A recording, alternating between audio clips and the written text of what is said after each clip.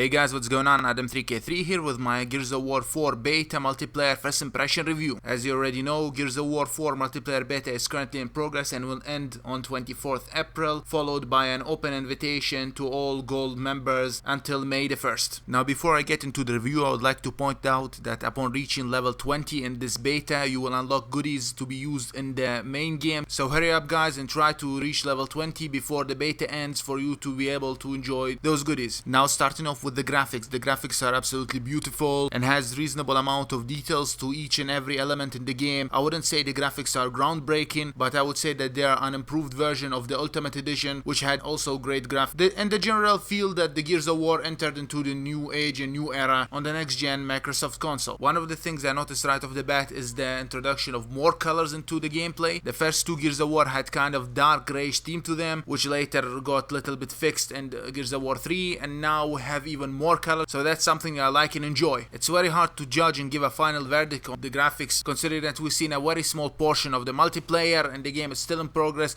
but so far so good. The anti-aliasing is done well in this game, adding another layer to an already good looking game in the first place. Now let's talk about a more exciting element in this beta, which is the gameplay. The game mechanics were already established in the previous Gears of War games and are rock solid, so you may be asking yourself what more could be done. For starters, the game is a bit faster, and I'm not talking about Street Fighter 2 Turbo mode. The basic movements and mechanics are still there, but they're smoother and little bit faster, and by faster I mean reasonably faster, making you really feel the Warzone effects. One of the issues with the original Gears of War saga is that sometimes players will hide behind an object and start shooting at each other from side to side, which can look silly and unrealistic. To eliminate that, the Coalition added a new technique, which is basically pulling your opponent from under the cover and executing him with a knife. And yes, this action can be countered for balance purposes. Apart from that, the basic mechanics are intact, and I'm yet to notice a glitch or a problem with them. Now there are 3 maps to fight on in this beta, one being a countryside while the other 2 are industrial. And while each map has its own look and feel, I'm not a big fan of the Foundation map. I find it a bit linear, where you both meet in the middle and fight, but that's how multiplayer maps are. You like some, you hate some, that's preference. As in previous Gears of War games, each map has weapons scattered across the map for you to pick up and use on your opponent. Speaking of weapons, the basic Gears of War weapon pack returns, namely the shotgun, which is a bit more moderate as it's been way overpowered in the previous Gears of War games, especially the Ultimate Edition, so they tuned it out, making it a bit more balanced, although in my opinion it's still overpowered, but it's better than the Ultimate Edition. The Lancer and Hammer Brass as well as the Boom Shot are still there. Cutting someone in half using the chainsaw is satisfying more than ever. The most important addition to the weapons as far as the beta goes is the Drop Shot. The Drop Shot was designed to counter camping players, which basically works like this. You fire and hold the trigger and let the explosive float forward. Once let go of the trigger, the explosive drops down and explodes, killing everybody nearby. This is an excellent measure to counter the camping players which just camp behind covers and shoot at you. There are 3 modes to play, with the first one being a classic team deathmatch where humans fight monsters and the team with the most score wins, with another mode being exactly the same but against AI hardcore bots. Basically you join forces with human players against a very difficult AI controlled monsters. The third and final mode is called Dodgeball. This mode is very interesting considering it can last forever, although not in my case. So this mode is basically team deathmatch with one stipulation. Once you're dead, you stay dead until an opposite team loses 1 player, which enables you to respawn. Once all players are dead on the other team, the game is won. Another cool addition is the introduction of bounty cards. Each card has its own set of stipulations, which upon completion rewards you with extra XP, fastening the overall level up progress. Now moving on to the last part of this review, which is the characters. Now the characters in my opinion look dull and uninteresting, but that could be due to us not knowing the story, those not having an emotional bond with them yet, but I don't know. Gotta say though, the characters look detailed and the monster looks scary, but once again we don't know their story, but we shall wait and see. And that was it for this multiplayer Gears of War 4 beta review. Let me know in the comment section the parts you like best, the parts you hated, any glitches you encountered. Like and share the video and subscribe for more upcoming content. I'll talk to you in my next video.